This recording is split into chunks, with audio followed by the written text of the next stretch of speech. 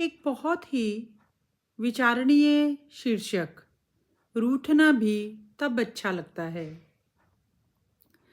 रूठना भी तब अच्छा लगता है जब कोई मनाने वाला हो।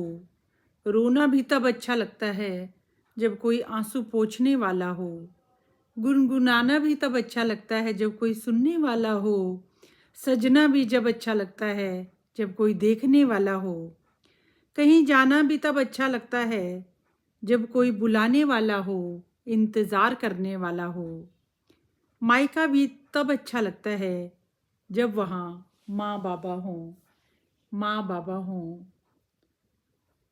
जो ये अंतिम पंक्ति है ना, बहुत बहुत टचिंग है। टचिंग तो है पर सच सच है, बहुत सच है। मायके की भी एक उम्र होती है। आज इस रचना से ना मुझे ये एक टॉपिक और मिल गया, मायके की भी एक उम्र होती है। और उस उम्र में जो नायक होते हैं ना मायके के, और माँ और पापा होते हैं। देखो, बिल्कुल ऐसा नहीं है कि बाकी लोग अच्छे नहीं होते, सब अच्छे होते हैं। पर कुछ लोग हमसे भिन्न होते हैं। जरूरी नहीं कि हमारी विचारधारा उनसे मिले। लेकिन जो माँ और बापूजी होते हैं ना, मतलब हम उन्हीं का तो अंश हैं। उन्हीं का तो अंश है ना हम। तो वो हमसे डिफरेंट भी नहीं होते। बहुत कुछ अपने से, बहुत अपने से होते हैं, बहुत प्यारे से होते हैं। वो इतने प्यारे होते हैं कि जब वो चले जाते हैं ना, तब हमें अनुभव होता है, अरे ये क्या हुआ, ये तो सब गलत हो गया। तो मैं इस रचना से केवल एक जो मैसेज देना चाहती हूँ ना, वो यही है कि अपने पेरेंट्स को जितना आप मैक्सिमम समय उनसे उनके साथ बिता सकते हो, बिताएं। पास जाके बैठो, उन्हें एक प्यारा सा हग दो, टच करो। They will feel so happy. मतलब कितनी हैरानी की बात है, एक ही शहर में रहते हुए बच्चे कभी औपचारिकतावश चले जाते हैं, बस फॉर्मेलिटी की सी बातें करते हैं। अरे तुम कितने भी बड़े हो जाओ, जो तुम्हारे माँ बाप के बीच का गैप है ना, अगर तुम उनसे 25 साल छोटे हो, 30 साल छोटे हो, तो उम्र के हर मोड़ पर उनसे उतने ही तो छोटे रहोगे ना। तुम बड़े हो गए तो वो और बड़े हो गए। तो बच्चे बच्चे बनो, बच्चे बनो। अपनी बातें उनसे साझा करो। ऐसे छुपाओ मत कि अब उन्हें बता के वो क्या कर लेंगे, क्या बताना, क्या जरूरी है। नहीं, ऐसा मत करो।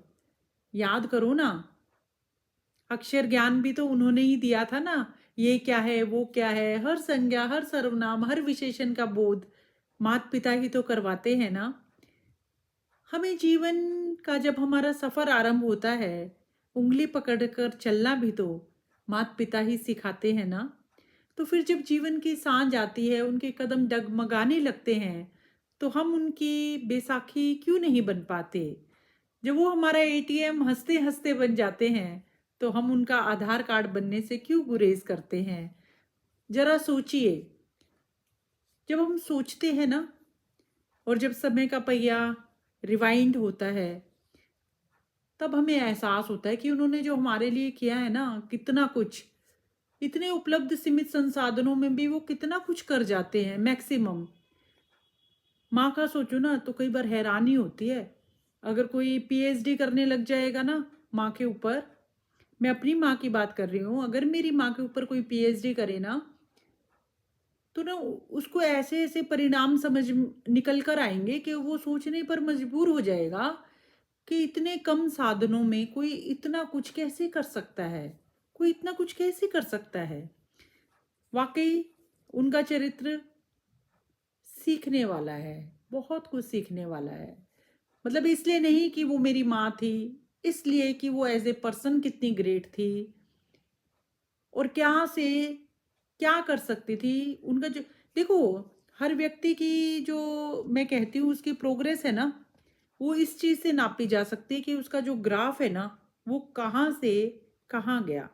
कई लोग जिंदगी में हमेशा बीच सी में रहते हैं, कई लोग अपर थे अपर ही रहते हैं, लेकिन बहुत कम लोग ऐसे हैं जो यहाँ रहते हैं और यहाँ पहुँच जाते हैं। उसमें मेरी माँ का नाम यहाँ आता है। तो बस मैं यही कहना चाहती हूँ, respect your parents, love your parents and give as much as time you can give to them and speak sweetly. और जब आपके पास देखो, उन्हें क्वालिटी टाइम चाहिए, क्वांटिटी टाइम नहीं चाहिए। जब आपके पास समय हो, अरे कई बार यूं भी फोन कर लिया करो ना, अगर कोई काम नहीं है तो भी कर लिया करो, क्या जाता है, उनके चेहरे पर खुशी आ जाएगी।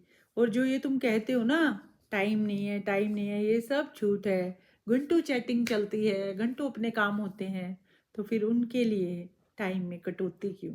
जरा सोचिए।